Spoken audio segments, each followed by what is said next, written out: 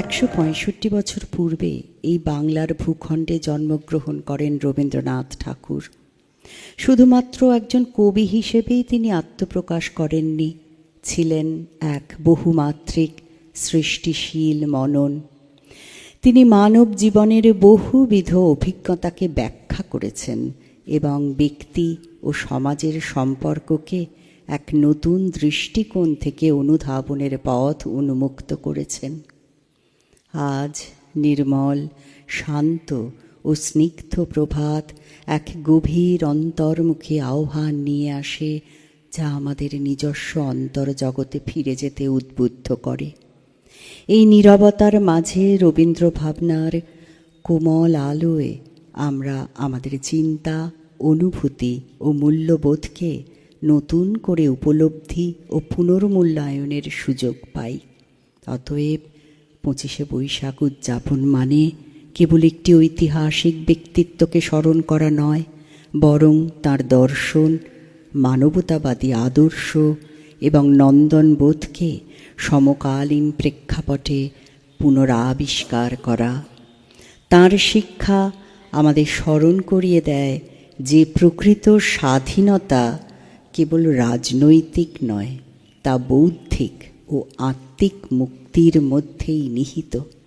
এই প্রেক্ষিতে 25শে বৈশাখ আমাদের কাছে এক প্রতিফলনের দিন, একটি দিন যা আমাদেরকে ব্যক্তি ও সমাজ হিসেবে আরও মানবিক, উদার ও চিন্তাশীল হয়ে ওঠার আহ্বান জানায়। আজ প্রভাতের আলোয় নীরব প্রকৃতির স্নিগ্ধ স্পর্শে আমরা সমবেত হয়েছি এক মহামানবের জন্মোৎসব উদযাপনের পবিত্র মুহূর্তে। তিনিই আমাদের সচেতন করছেন, বলছেন, জন্মোৎসবের ভিতরকার সার্থকতাটা কিসে? জগতে আমরা অনেকে জিনিসকে চোখের দেখা করে দেখি, কানের শোনা করে শুনি, ব্যবহারের পাওয়া করে পাই, কিন্তু অতি অল্প জিনিসকেই আপন করে পাই। আপন করে পাওয়াতেই আমাদের আনন্দ, তাতেই আমরা আপনাকে বহু গুণ করে পাই। পৃথিবীতে অসংখ্য লোক, তারা আমাদের চারদিকেই আছে, কিন্তু তাদের আমরা পাইনি, তারা আমাদের আপন নয়। তাই এদের মধ্যে আমাদের আনন্দ নেই।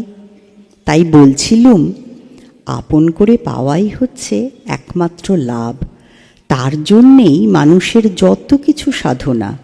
শিশু ঘরে জন্মগ্রহণ করবা মাত্রই তার মা, বাপ এবং ঘরের লোক এক মুহূর্তেই আপনার লোককে পায়। পরিচয়ের আরম্ভকাল থেকেই সে যেন চিরন্তন। অল্পকাল পূর্বেই সে একেবারে কেউ ছিল না। না জানার অনাদি অন্ধকার থেকে বাহির হয়েই সে আপন করে জানার মধ্যে অতি অনায়াসেই প্রবেশ করলে। এজন্যে পরস্পরের মধ্যে কোনো সাধনার, কোনো দেখা সাক্ষাৎ, আনাগোনার কোনো প্রয়োজন হয়নি।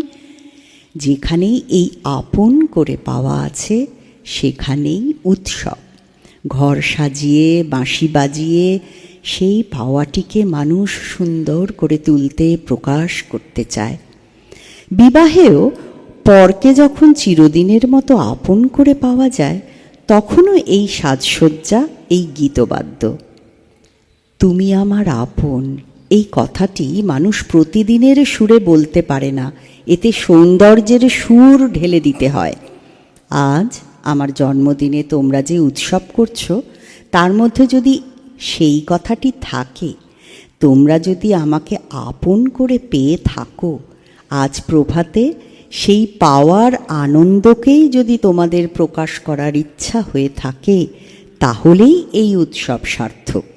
তোমাদের জীবনের সঙ্গে আমার জীবন যদি বিশেষভাবে মিলে থাকে, আমাদের পরস্পরের মধ্যে যদি কোনো গভীরতর সম্বন্ধ স্থাপিত হয়ে থাকে, তবেই যথার্থভাবে এই উৎসবের প্রয়োজন আছে, তার মূল্য আছে। রবীন্দ্রনাথ তাঁর সমগ্র জীবনব্যাপী অনুসন্ধান করেছেন সত্য, সৌন্দর্য এবং মানব মনের অন্তর্নিহিত মহত্বকে। এই অনুসন্ধান কেবল দার্শনিক বা বিমূর্ত ছিল না, বরং তা তাঁর সাহিত্য, সঙ্গীত, শিক্ষা ও সমাজ ভাবনার প্রতিটি স্তরে বহুমাত্রিক প্রতিফলিত হয়েছে। তাঁর দৃষ্টিতে জীবন কোনো সংকীর্ণ অভিজ্ঞতার মধ্যে সীমাবদ্ধ ছিল না, বরং জীবন ছিল এক বিস্তৃত ও বহু বর্ণ বাস্তবতা, যেখানে ব্যক্তি অস্তিত্ব, প্রকৃতি, সমাজ এবং বিশ্বচেতনার সঙ্গে এক গভীর সম্পর্ক সূত্রে আবদ্ধ। তিনি বিশ্বাস করতেন মানুষের প্রকৃত বিকাশ ঘটে তখনই যখন সে নিজের সত্তাকে বৃহত্তর সত্তার সঙ্গে যুক্ত করতে সক্ষম হয়, যেখানে আত্ম ও বিশ্ব, ব্যক্তি ও সমষ্টি, মানব ও প্রকৃতির মধ্যে এক সুষম ঐক্য প্রতিষ্ঠিত হয়। এই দৃষ্টিভঙ্গির মধ্যেই নিহিত রয়েছে তাঁর মানবতাবাদী দর্শনের মূল সুর। তাঁর রচনায় বারবার ফিরে আসে এই উপলব্ধি যে মানুষের জীবনের লক্ষ্য কেবল ব্যক্তিগত সাফল্য বা ভোগ সুখে সীমাবদ্ধ নয়, বরং তা এক গভীরতর আত্মপ্রসার, যা অন্যের সঙ্গে সম্পর্ক স্থাপনের মধ্য দিয়ে পূর্ণতা লাভ করে। এই কারণেই তিনি জীবনকে দেখেছেন এক সৃষ্টিশীল পরিসর হিসেবে, এক এমন ক্ষেত্র যেখানে মানুষ তার অনুভূতি, চিন্তা ও কর্মের মাধ্যমে নিজেকে ক্রমাগত নির্মাণ করে এবং বিশ্ব মানবের সঙ্গে সংযুক্ত করে।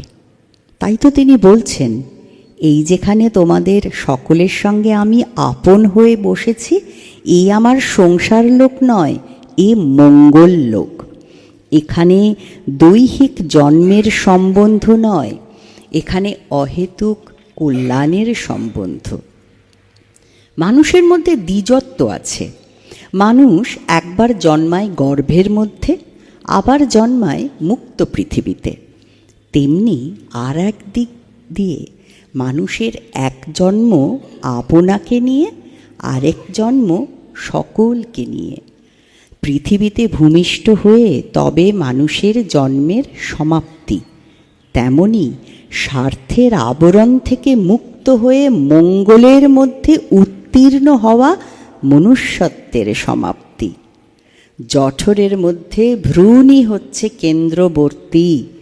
সমস্ত জঠর তাকেই ধারণ করে এবং পোষণ করে, কিন্তু পৃথিবীতে জন্ম মাত্রই তার সেই নিজের একমাত্র কেন্দ্রত্ব ঘুচে যায়।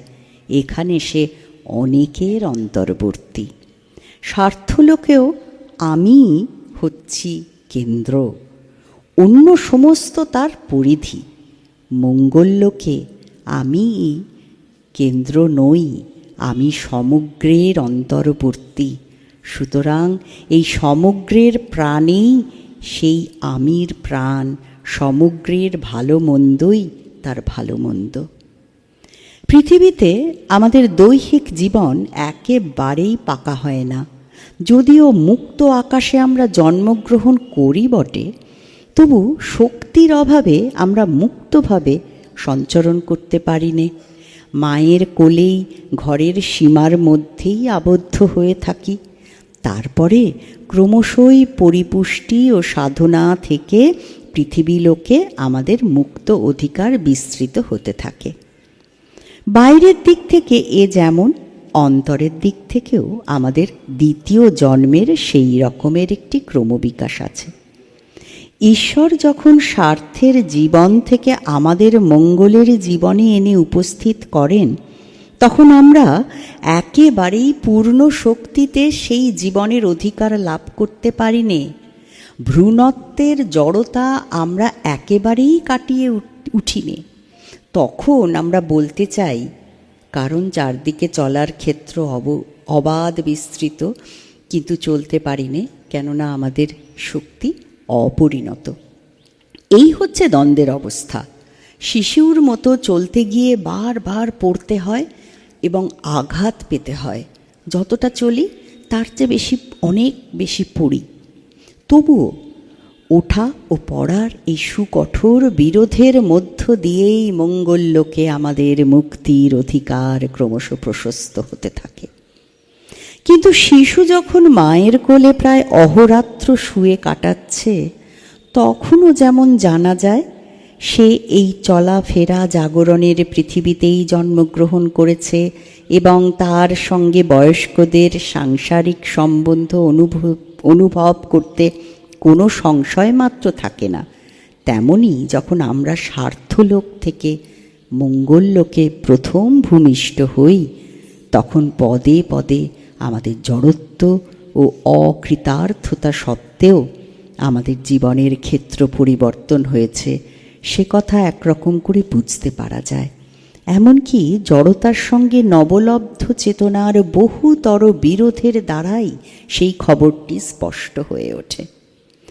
বস্তুত স্বার্থের জঠরের মধ্যে মানুষ যখন শয়ান থাকে, তখন সে দ্বিধাহীন আরামের মধ্যেই কালযাপন করে।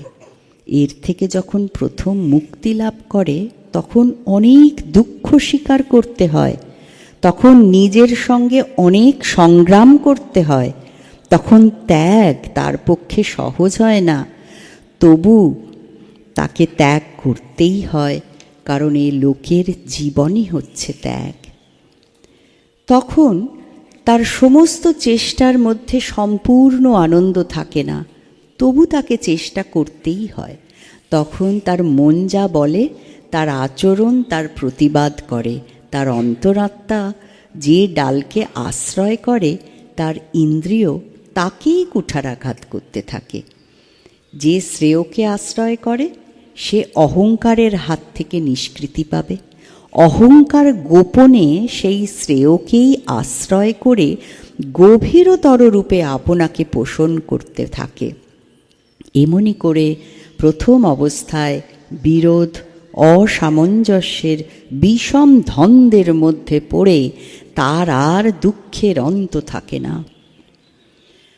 আজকের এই দিনে আমরা যখন গুরুদেবের জন্মদিন পালন করি, তখন তা নিছক আনুষ্ঠানিক স্মরণে সীমাবদ্ধ থাকে না, বরং স্বতঃস্ফূর্তভাবেই আমাদের মনে একাধিক মৌলিক প্রশ্নের উদ্ভব ঘটায়। আমরা কি সত্যিই তার প্রদর্শিত পথ অনুসরণ করতে পেরেছি? আমাদের ব্যক্তি জীবন ও সামাজিক আচরণ কি তাঁর আদর্শ, মানবতাবাদ এবং মুক্ত চিন্তার আলোয় আলোকিত? এই প্রশ্নগুলি কেবল আবেগপ্রসূত নয়, এগুলি আমাদের নৈতিক ও বৌদ্ধিক অবস্থানের একটি সমালোচনামূলক পর্যালোচনার আহ্বান। আমি আজ তোমাদের মধ্যে যেখানে এসেছি, এখানে আমার পূর্বজীবনের অনুবৃত্তি নেই। বস্তুত সে জীবনকে ভেদ করেই এখানে আমাকে ভূমিষ্ঠ হতে হয়েছে। এই জন্যেই আমার জীবনের উৎসব সেখানে বিলুপ্ত হয়ে এখানেই প্রকাশ পেয়েছে। দেশলাইয়ের কাঠির মুখে যে আলো একটুখানি দেখা দিয়েছিল, সেই আলো আজ প্রদীপের বাতির মুখে ধ্রুবতর হয়ে জ্বলে উঠেছে। কিন্তু এ কথা তোমাদের কাছে নিঃসন্দেহেই অগোচর নেই যে এই নতুন জীবনকে আমি শিশুর মতো আশ্রয় করেছি মাত্র, বয়স্কের মতো একে আমি অধিকার করতে পারিনি। তবু আমার সমস্ত দ্বন্দ্ব এবং অপূর্ণতার বিচিত্র অসঙ্গতির ভিতরেও আমি তোমাদের কাছে এসেছি। সেটা তোমরা উপলব্ধি করেছ।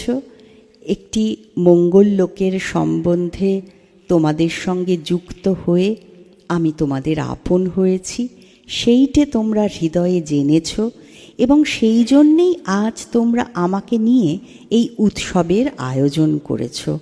এ কথা যদি সত্য হয়, তবেই আমি আপনাকে ধন্য বলে মনে করব। তোমাদের সকলের আনন্দের মধ্যে আমার নতুন জীবনকে সার্থক বলে জানব। এই সঙ্গে একটি কথা তোমাদের মনে করতে হবে, যে লোকের সিংহদ্বারে তোমরা সকলে আত্মীয় বলে আমাকে আজ অভ্যর্থনা করতে এসেছ, এ লোকে তোমাদের জীবনও প্রতিষ্ঠা লাভ করেছে। নইলে আমাকে তোমরা আপনার বলে জানতে পারতে না। এই আশ্রমটি তোমাদের দ্বিজত্বের জন্মস্থান। ঝর্ণাগুলি যেমন পরস্পরের অপরিচিত নানা সুদূর শিখর থেকে নিঃসৃত হয়ে একটি বৃহৎ ধারায় সম্মিলিত হয়ে নদী জন্ম লাভ করে, তোমাদের ছোট ছোট জীবনের ধারাগুলি তেমনি কত দূর দূরান্ত গৃহ থেকে বেরিয়ে এসেছে। তারা এই আশ্রমের মধ্যে এসে বিচ্ছিন্নতা পরিহার করে একটি সম্মিলিত প্রশস্ত মঙ্গলের গতিপ্রাপ্ত হয়েছে। ঘরের মধ্যে তোমরা কেবল ঘরের ছেলেটি বলে আপনাকে জানতে, এই জানার সংকীর্ণতা ছিন্ন করে এখানে তোমরা সকলের মধ্যে নিজেকে দেখতে পাচ্ছ। এমনি করেই নিজের মহত্তর সত্তাকে এখানে উপলব্ধি করতে আরম্ভ করেছ। এই হচ্ছে তোমাদের নবজন্মের পরিচয়। এই নবজন্মে বংশগৌরব নেই, আত্মাভিমান নেই, রক্ত সম্বন্ধে গণ্ডি নেই, আত্মপরের কোনো সংকীর্ণ ব্যবধান নেই। এখানে তিনিই পিতা হয়ে প্রভু হয়ে আছেন। যহ একঃ, যিনি এক, অবর্ণ, যার জাতি নেই, বর্ণা অনেকা, নিহিতার্থ দধতি, যিনি অনেক বর্ণের অনেক নিগূঢ় নিহিত প্রয়োজন সকল বিধান করেছেন। বিচ্চৈতি চান্তে বিশ্বমাদৌ, বিশ্বের সমস্ত আরম্ভেও যিনি, পরিণামেও যিনি, সদেব, সেই দেবতা। সনো বুদ্ধ্যা শুভয়া সংযুক্ত, তিনি আমাদের সকলকে মঙ্গল বুদ্ধির দ্বারা সংযুক্ত করুন। এই মঙ্গল লোকে স্বার্থ বুদ্ধি নয়, বিষয় বুদ্ধি নয়। এখানে আমাদের পরস্পরের যে যোগ সম্বন্ধ, সে কেবলমাত্র সেই একের বোধে অনুপ্রাণিত মঙ্গল বুদ্ধির দ্বারাই সম্ভব।